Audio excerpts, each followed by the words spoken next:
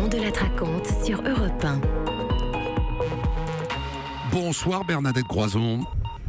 Bonsoir. Vous êtes la secrétaire générale de la FSU, le plus puissant des syndicats de l'éducation nationale, deuxième syndicat de la fonction publique derrière Force ouvrière, je n'ai pas dit de bêtises? Non, jusque-là tout va bien. Alors on parle d'un enseignant sur deux en grève demain. Est-ce que ça correspond aux chiffres que vous avez ? Oui, tout à fait. C'est un chiffre d'ailleurs qu'annonce notre syndicat des écoles, le SNUPP, puisque dans les écoles, il faut se déclarer gréviste à l'avance. Et donc, nous pouvons dire ce soir que demain, dans les écoles, un enseignant sur deux sera en grève. Et nous pensons que d'ailleurs que dans le reste de l'éducation, ce sera à peu près du même niveau, ce qui fait que nous avons ce soir déjà une grève majoritaire, c'est sûr, à Éducation nationale déjà. Alors, on ne se cache pas derrière son petit doigt, le motif est uniquement financier. Le premier point, c'est le gel du point d'indice. Bon, il a été dégelé une seule fois en 7 ans, c'est ça, hein, par François Hollande, oui, une fois, à l'approche de la présidentielle. Voilà, on peut le dire comme ça. Il a été dégelé une fois lors du rendez-vous salarial de 2016. Nous avions obtenu une augmentation de 1,2% payée en 2 fois, dont une fois cette année. Ce qui nous fait dire que cette année, il n'y a pas eu pour l'instant de rendez-vous salarial avec augmentation. Et donc, le gouvernement a décidé de geler à nouveau le point d'indice. Donc, nous avons déjà subi des pertes depuis le gel de 2010. Nous les estimons à peu près à 9% depuis 2010, donc c'est très important. Et évidemment que ce nouveau gel va bloquer à nouveau l'évolution des salaires. On le sait pour un secteur comme celui de l'éducation, où les enseignants ne sont déjà pas reconnus et revalorisés au niveau de leur qualification et du travail qu'ils font. C'est même pas moi qui le dis, c'est l'OCDE, puisque vous savez que toutes les enquêtes de l'OCDE nous rappellent malheureusement que nous avons les enseignants les moins bien payés des pays de l'OCDE. Alors, ensuite, il y a l'augmentation de la CSG qui va affecter la totalité des gens qui travaillent. Dans le privé, ça sera compensé par la baisse des cotisations sociales, mais dans le public, il n'y a pas ce phénomène-là. Mais, je ne sais pas si vous avez écouté Europe 1 ce matin, je vous le souhaite, Édouard Philippe a dit dans ce studio, à cette place en face de moi, qu'il n'y aurait pas d'effet pour les fonctionnaires, que ça sera neutre pour les fonctionnaires. Donc pas de motif à manifester ou faire grève. Oui, j'écoute Europe 1, donc j'ai bien entendu ce que dit Monsieur Philippe, mais il y a 2 problèmes dans son propos. Le premier, c'est que déjà Emmanuel Macron s'était engagé lorsqu'il était candidat. Il a même écrit à tous les agents de la fonction publique pour leur dire que la CSG serait non seulement une compensation, mais un gain de pouvoir d'achat. Rappelez-vous, dans sa campagne, il disait pour tous les salariés, la compensation CSG sera l'occasion d'un gain en termes de pouvoir d'achat. Nous avons eu l'audace de lire que dans tous les salariés, il y avait aussi des agents de la fonction publique qui pouvaient être concernés. Donc cet engagement déjà ne sera pas tenu puisque le scénario CSG ne sera pas visiblement un gain en termes de pouvoir d'achat. Ah mais c'est vous reprochez au fond le fait que ça ne soit pas un gain.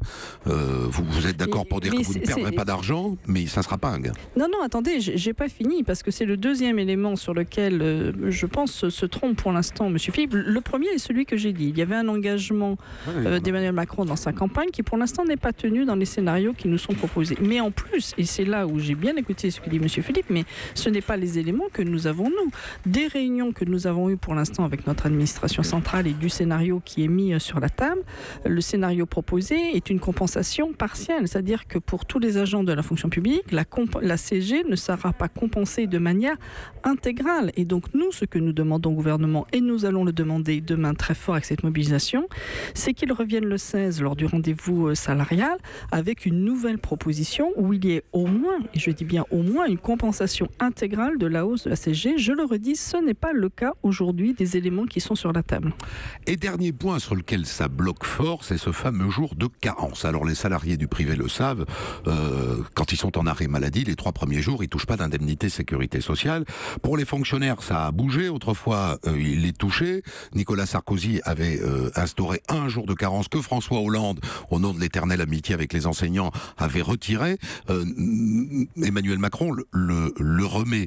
Bon, si les gens du privé payent 3 jours de carence, pourquoi est-ce que les fonctionnaires ne paieraient pas 1 jour ? Oui, mais vous l'avez d'ailleurs très bien expliqué dans le reportage précédent. Déjà, c'est pas tout à fait comme ça que ça se passe dans le privé, puisque pour 2/3 des salariés du privé, c'est pris en charge par des conventions collectives. Oui, les entreprises compensent. Et donc malheureusement, il reste effectivement 1/3 des salariés du privé qui payent cette journée de carence, et nous trouvons cela profondément injuste d'ailleurs. Dans la fonction publique, il n'y aura pas de prise en charge ni pour 1/3, ni pour 2/3, ni pour personne des fonctionnaires, et donc les fonctionnaires vont payer cette journée de carence, ce qui est la double peine. Vous êtes malade, on vous culpabilise d'être malade et de faire dysfonctionner votre service, et en plus vous devez payer votre journée. Donc, tout ça nous empêche effectivement pas d'être malade par ailleurs. Bon, donc tout cela effectivement ne va pas. Et le deuxième élément que vous avez d'ailleurs développé à l'antenne, et que ce que nous remarquons, c'est que cette journée de carence rétablie, certes, peut donner un taux d'absentéisme un petit peu moins fort dans certains services, mais par contre, on voit une augmentation des congés longs. Donc, ce qu'on va gagner sur une ligne budgétaire où le gouvernement va pouvoir dire, voyez bien, vous l'avez bien dit, ça marche bien, on rétablit la journée de carence, ils sont moins absents. Non, ce sera faux, puisque les salariés, les agents de la fonction publique seront absents plus longtemps, mais sauf que ça ne se verra pas de la même manière. Donc, je crois qu'il faut arrêter avec ces mesures qui sont plus emblématiques et stigmatisantes qu'efficaces.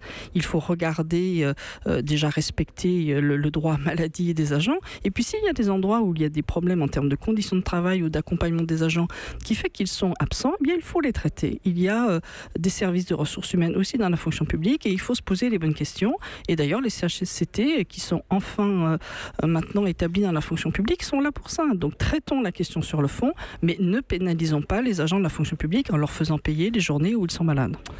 Merci Bernadette Groison. Vous n'avez toujours pas changé, parce qu'on parle de ça ensemble, vous et moi, depuis des années. Le nom de votre syndicat du primaire, ça s'appelle toujours SNUIPP.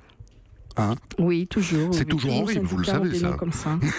Vous savez, je crois qu'on s'y fait très bien. La preuve, vous savez le dire. Et puis l'essentiel, en plus, vous savez, maintenant, vous dites FSU. Tous les syndicats ont des noms comme ça dans les FSU. Mais vous les retenez très bien, globalement.